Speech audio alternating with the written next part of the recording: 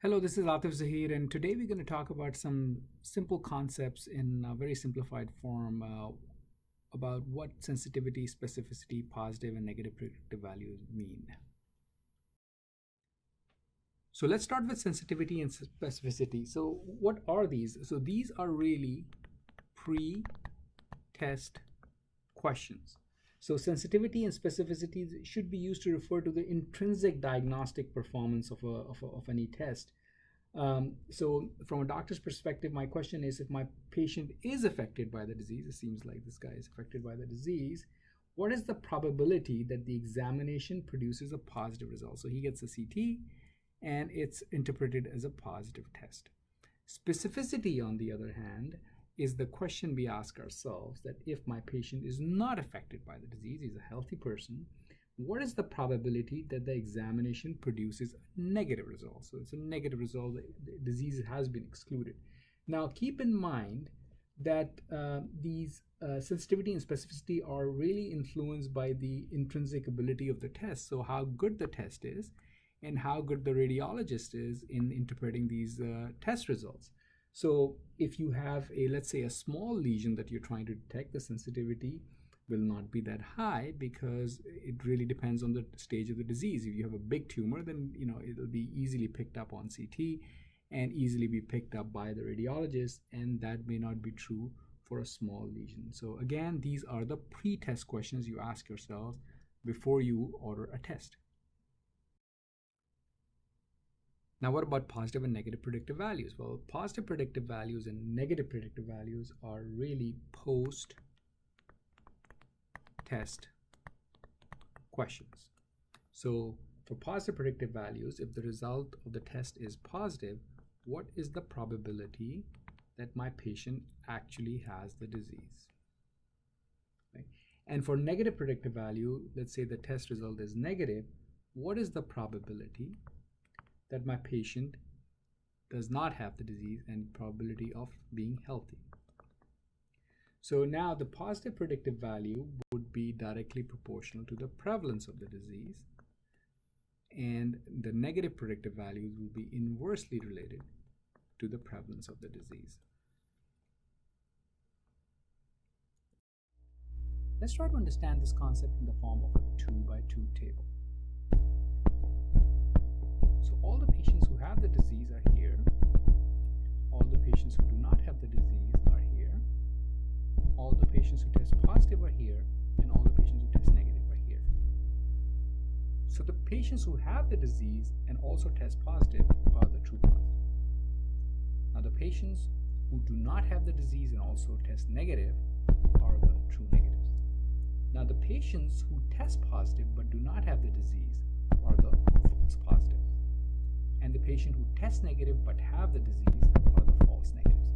So let's get our definitions based on this 2x2 table.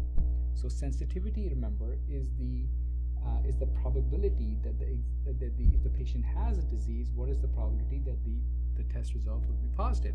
So patient who have the disease, so those are the true positive, over all the patients who have the disease are the true positives plus false negatives, because these are the patients who have the disease.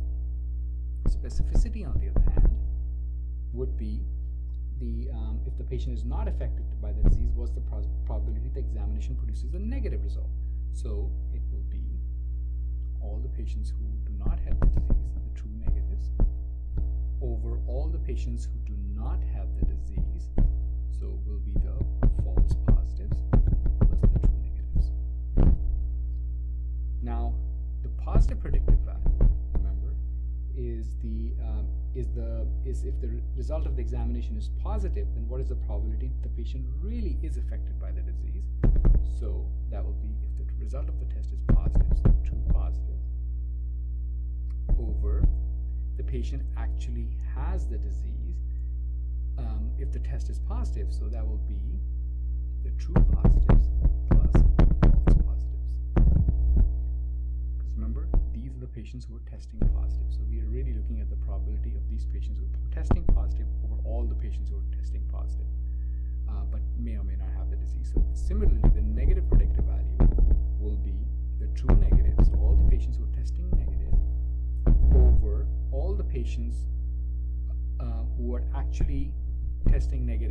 with or without the disease. So false negatives plus true negatives.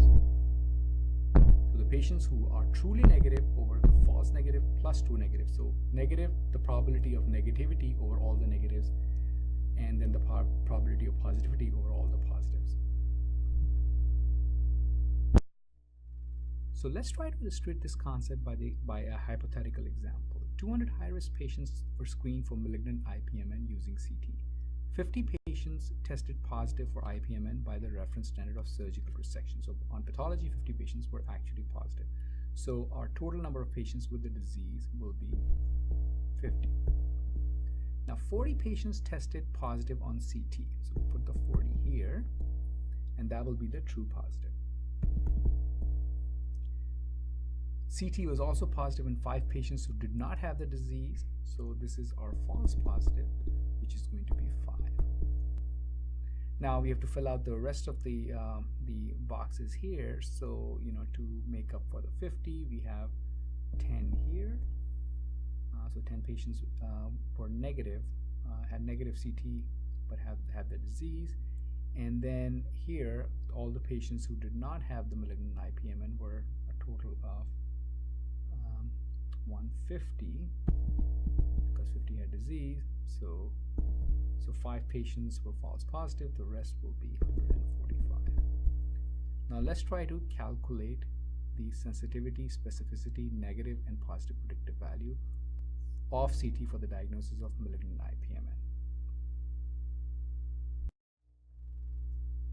So let's start with sensitivity.